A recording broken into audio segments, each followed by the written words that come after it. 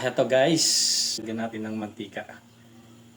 Painitin natin ng ilang minuto itong ating mantika. Dapat mainit na mainit yan guys. Para hindi siya magdikit at malusak yung ating bangus. At ayan guys, nababad na natin ng ilang minuto. Mainit na yung ating kawali. Lagay na natin. Ang bango. Kung pa na yung luto, mabango na guys. Ito yung pangalawa. Marami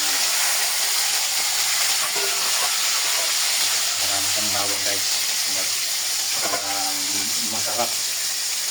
Yan ang aking daing. Ayan guys, masarap ang bango-bango. Yan nyo guys, oh.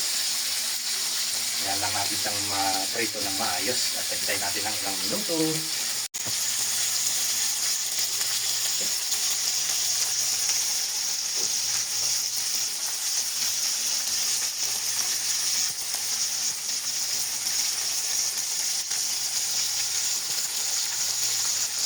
Ayan guys, after a minute, ibiling natin sa kabila guys.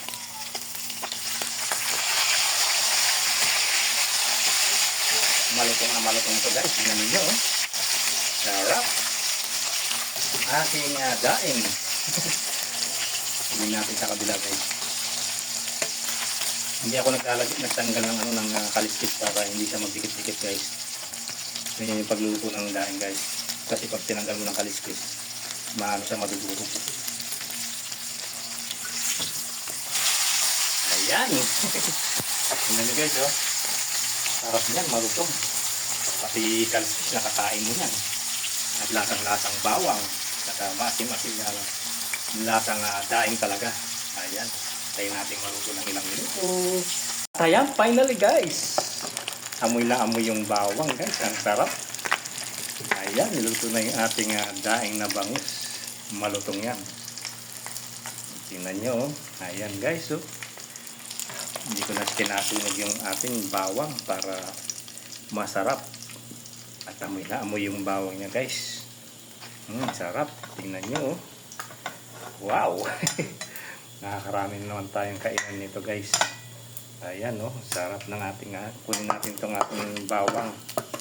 Malutong-lutong yan at isama natin dito sa ating pinirito.